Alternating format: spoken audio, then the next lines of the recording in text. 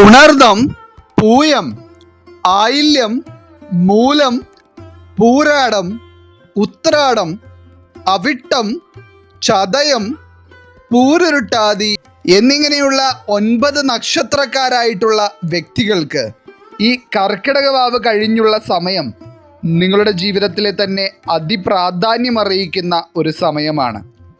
അതായത് പൂർവികർക്ക് വേണ്ടി കർമ്മങ്ങൾ ചെയ്യുകയും പിതൃപ്രീതിക്കായി ബലിതർപ്പണം കഴിക്കുകയും എല്ലാം ചെയ്യുന്ന ഈ അമാവാസി ദിനം കഴിയുന്നതോടെ ജ്യോതിഷപ്രകാരം നോക്കുമ്പോൾ 12 രാശിയിൽ ഈ ഇന്നത്തെ അധ്യായത്തിൽ പറയുവാൻ പോകുന്ന 3 രാശിക്കാരായിട്ടുള്ള വ്യക്തികൾക്ക് ജീവിതത്തിൽ അനുഭവിക്കുവാൻ കഴിയുന്ന കാര്യങ്ങളെ തള്ളിക്കളയുവാൻ കഴിയുന്നതല്ല.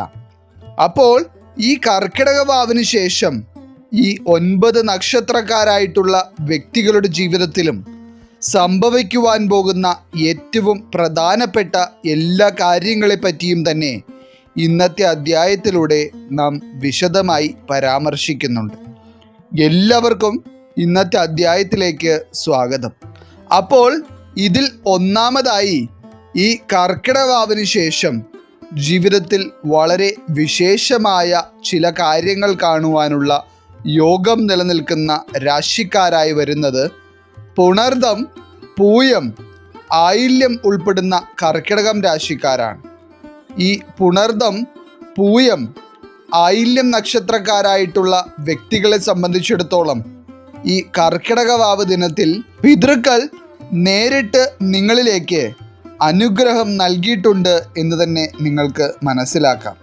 അതായത് പിതൃക്കളുടെ അനുഗ്രഹം നിങ്ങളിലേക്ക് വന്നിരിക്കുന്നതിനാൽ തന്നെ ഒരു ഭാഗ്യവർഷമായിരിക്കും നിങ്ങൾക്ക് ഇത്.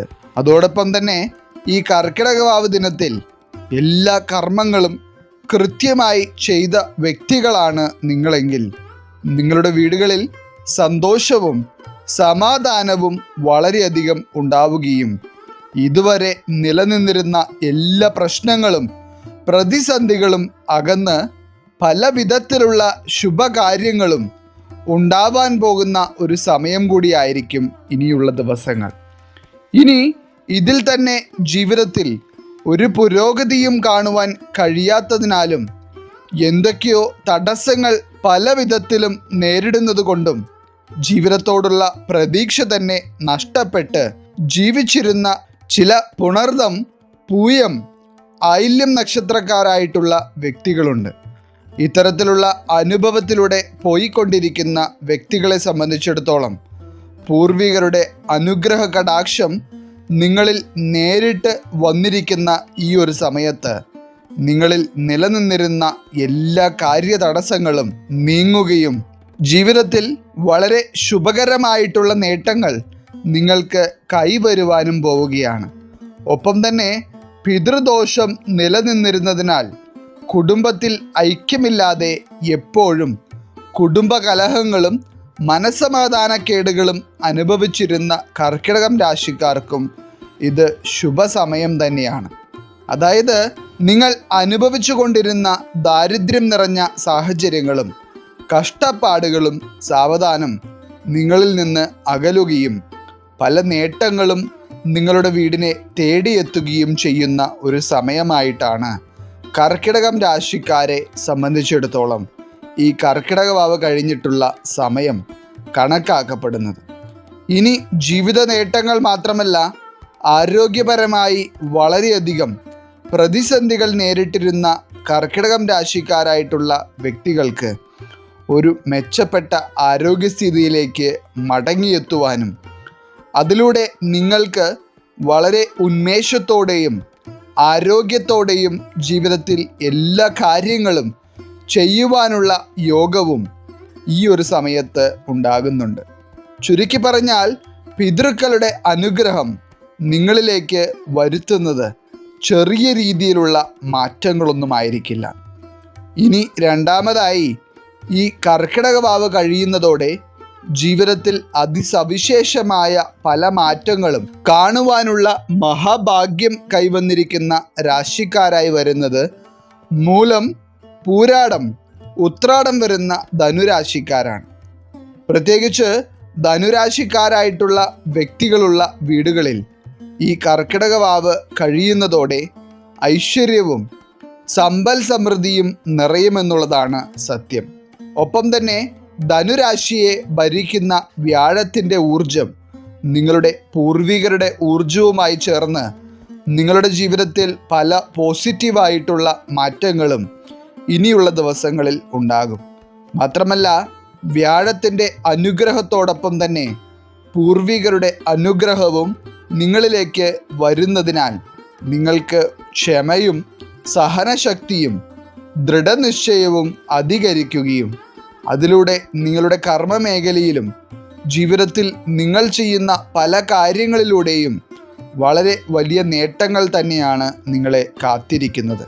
ഇതിൽ ഏറ്റവും സുപ്രധാനമായി പറയേണ്ട ഒരു കാര്യം, ഈ കർക്കിടക വാവ് കഴിഞ്ഞുള്ള ദിവസങ്ങളിൽ ധനുരാശിയിൽ പിറന്ന വ്യക്തികൾക്ക് നിങ്ങളുടെ പൂർവിക സ്വത്തുമായി ബന്ധപ്പെട്ടും അതുപോലെ തന്നെ കുടുംബവുമായി ബന്ധപ്പെട്ടുമുള്ള ചില ധനവരവുകളും ഉണ്ടാകുവാൻ പോകുന്ന സമയം കൂടിയാണ്.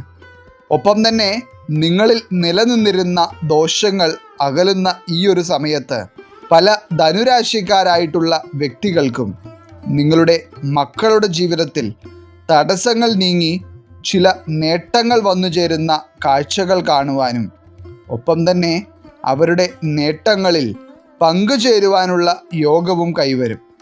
അപ്പോൾ എന്തുകൊണ്ടും ധനുരാശിക്കാരെ സംബന്ധിച്ചിടത്തോളം നിങ്ങളുടെ സാമ്പത്തിക മേഖലയിൽ നിലനിന്നിരുന്ന പ്രതിസന്ധികളും അതുപോലെ തന്നെ ജീവിതത്തിൽ നിലനിന്നിരുന്ന ചില അനിശ്ചിതത്വം നിറഞ്ഞ സാഹചര്യങ്ങളും ഇല്ലാതാവുകയും ഏറ്റവും പുതിയ ചില ശുഭകാര്യങ്ങൾ നിങ്ങളുടെ ജീവിതത്തിൽ ഉണ്ടാവുകയും ചെയ്യും.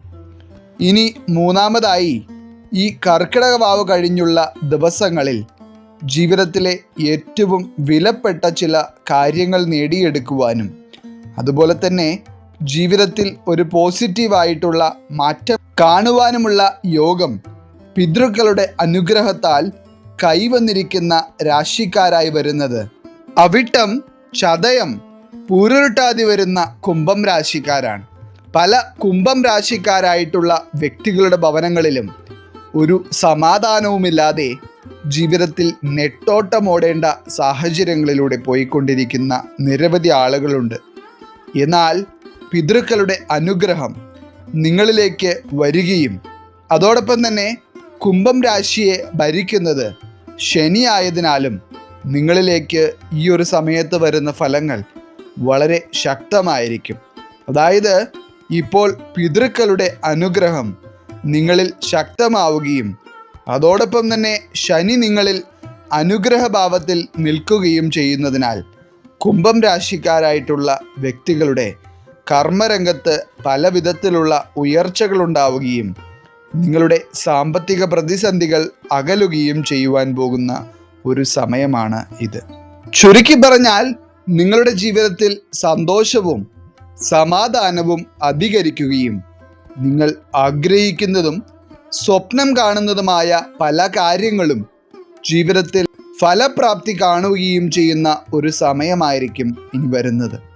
ഒപ്പം തന്നെ ഇന്നത്തെ അധ്യായത്തിൽ പറഞ്ഞിട്ടുള്ള 3 രാശിയിൽപ്പെട്ട വ്യക്തികളും ഇനി അങ്ങോട്ടുള്ള ദിവസങ്ങളിൽ കാക്കകൾക്ക് ഭക്ഷണം നൽകുന്നതും അതുപോലെ തന്നെ വീടിൻ്റെ തെക്ക് പടിഞ്ഞാറ് മൂലയിൽ എള്ളെണ്ണ വിളക്ക് കത്തിക്കുന്നതും ഏറ്റവും ഉത്തമമായിരിക്കും.